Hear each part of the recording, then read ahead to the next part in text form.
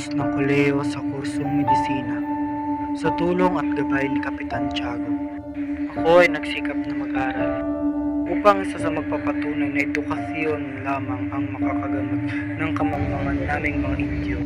Hindi ako kailanman nagpatinag sa pangungutya ng nakararami dahil lang sa aking payak na pamumuhay.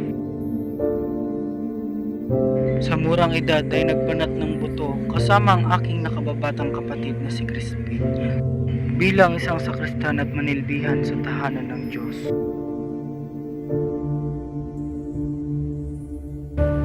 Ngunit napasa kami ng isang malupit na kura at iniisang hagupit na pumatpat sa aming maninipas na balat upang may mauwi sa aming dampa kahit ang katumbas lamang ito ay maliit na halaga.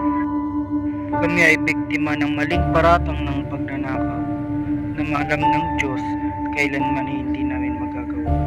Sa kabila ng aming kahirapan, namatay ang aking kapatid nang wala akong magawa, kundi tumakbo papalayo at humingi ng saklolo.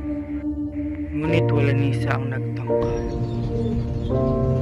Biktima ng isang sistemang kung saan ang mga katulad naming mga Indio ay pilit na tinanggalan ng boses upang lumaban sa mapangaping lipunan. Nagbabalik lamang ako sa San Diego upang palihim na bumisita sa puntod ng aking mahal na ina. Nakatatak pa rin sa aking damdamin ang paghihinagpis sa lugar na ito. 13 taon nang nakararaan, subalit hindi pa rin nawala sa aking isipan ang kasawiang nangyari sa iyo, Crispin, at aking ina.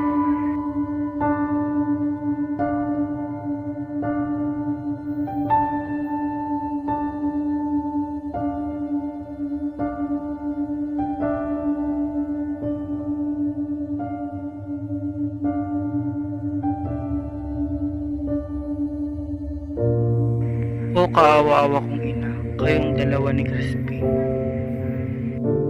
hindi man lang nakaranas ng ginhawa. Ako si Basilio, hindi lamang isang Indio.